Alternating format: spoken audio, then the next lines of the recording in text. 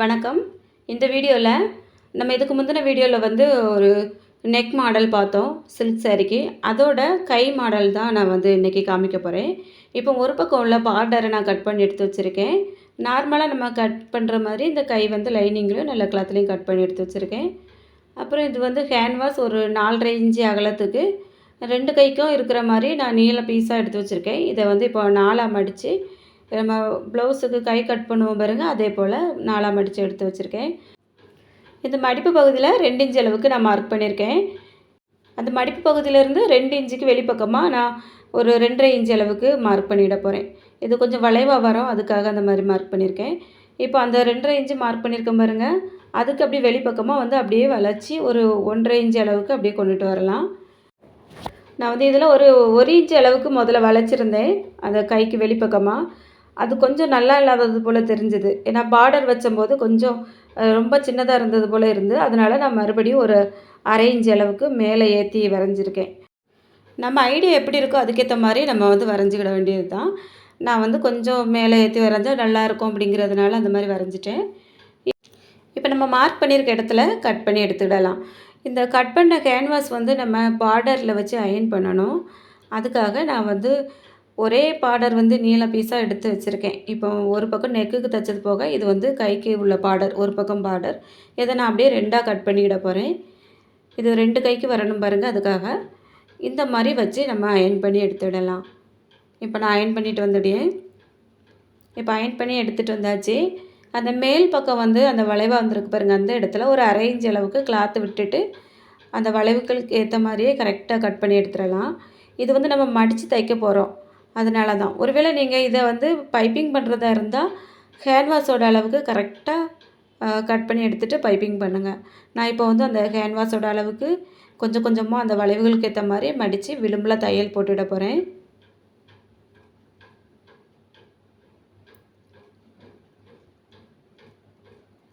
இப்போ அப்படியே தச்சு வெளியே எடுத்துடலாம்.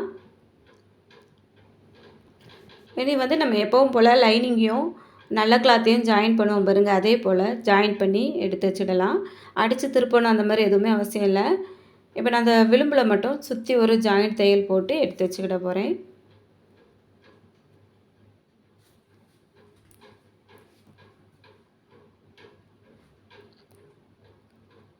இப்போ இந்த தையலுக்கு விட்டுருக்கேன் பாருங்கள், ஒரு 1/4 இன்ச் அளவுக்கு நான் இந்த இடத்துல வந்து தையலுக்கு விட்டுருக்கேன்.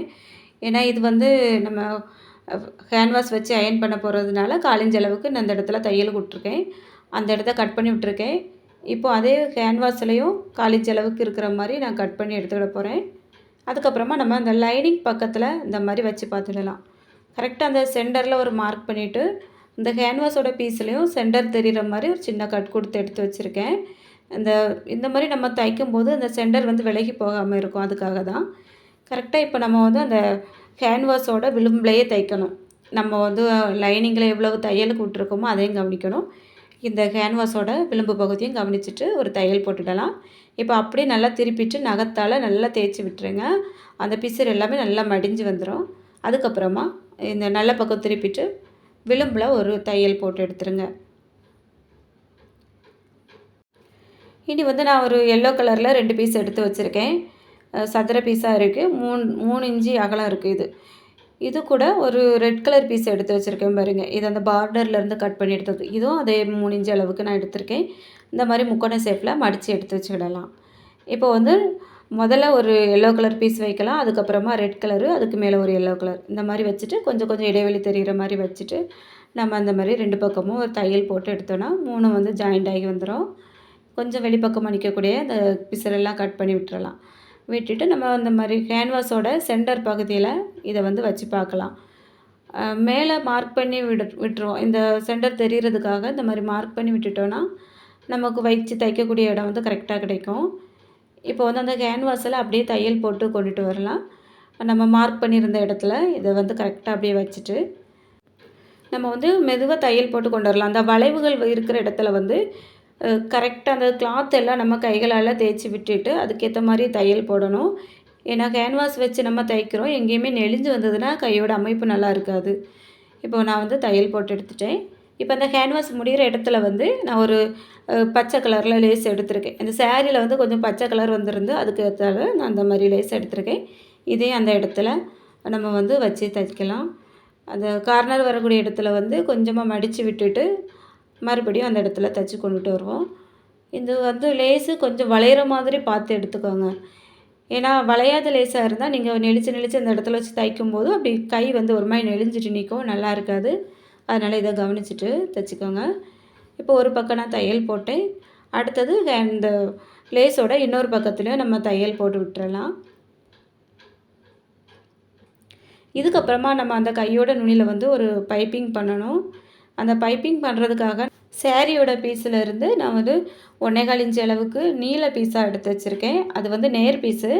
கிராஸ் பீஸுக்கு வந்து துணி பத்தாது. அதனால் நான் வந்து இதுக்கு கைக்கு தானே அப்படிங்கிறதுனால நேர் பீஸ் எடுத்திருக்கேன். நம்ம நெக்குக்கெலாம் தைக்கும்போது கிராஸ் பீஸ் தைச்சா தான் நல்லாயிருக்கும். இப்போ இதை வந்து ஒரு பக்கத்தில் கொஞ்சம் மடித்து தைச்சிட்டேன். இப்போ அந்த மஞ்சள் கலர் கிளாத்தோட நல்ல பக்கமும் ப்ளவுஸோட நல்ல பக்கமும் வர்ற மாதிரி ஒன்றா எடுத்து வச்சுட்டு லைனிங் பக்கத்தில் நான் வந்து தையல் போடுறேன் ஒரு பாயிண்ட் அளவுக்கு. நம்ம வந்து நிறைய வீடியோவில் பார்த்துருக்கோம் இந்த பைப்பிங் தைக்கிறது, அதே போல் தான் நான் தைச்சிட்ருக்கேன். இப்போ தையல் போட்டு எடுத்தாச்சு. இப்போ அப்படியே இதை வந்து உள்பக்கமாக திருப்பிட்டு கொஞ்சம் தையல் போட்டு விட்டுறலாம். இந்த பைப்பிங் வந்து தைக்கும்போது நல்லா இருக்குது. இந்த இடத்துல வந்து இன்னும் நீங்கள் கொஞ்சம் கிராண்டாக ஆக்கணும் அப்படின்னா இந்த இடத்துல ஸ்டோன் ஒர்க்கும் கொடுக்கலாம், ரொம்பவே நல்லாயிருக்கும். கையோட மாடல் தைச்சி முடித்தாச்சு. நான் இப்போ அந்த 3 முக்கோண பீஸ் வச்சுருக்கேன் பாருங்க, அதில் வந்து சென்டரில் ஒரு பெரிய சைஸ் பீடு ஒர்க் வச்சு தைச்சி வச்சுருக்கேன். இனி வந்து இதில் இப்போ இந்த கையோட இந்த சென்டர் பகுதியில் நான் ஒரு சின்ன பேட்ச் ஒர்க் வச்சுருக்கேன். இது எப்படி இருக்குதுன்னு பாருங்கள். இதை வந்து நம்ம பசை போட்டு ஒட்டி விட்டோன்னா நல்லா காஞ்சி அமுக்கி பிடிச்சிரும். இன்றைக்கி இந்த மாடல் வந்து சிம்பிளாகவும் சீக்கிரமாகவும் தைக்கிற மாதிரி பார்க்குறதுக்கும் கொஞ்சம் நல்லா இருக்கிற மாதிரி நான் சில்க் சாரீக்கு ரெடி பண்ணியிருக்கேன். இந்த மாடல் எப்படி இருக்குதுன்னு சொல்லிட்டு கமெண்ட் பண்ணுங்கள். அப்படியே வீடியோக்கு ஒரு லைக் பண்ணிடுங்க. நம்ம சேனலை சப்ஸ்கிரைப் பண்ணிவிட்டு பக்கத்தில் இருக்க பெல் பட்டனையும் ஆன் பண்ணிடுங்க. நன்றி, வணக்கம்.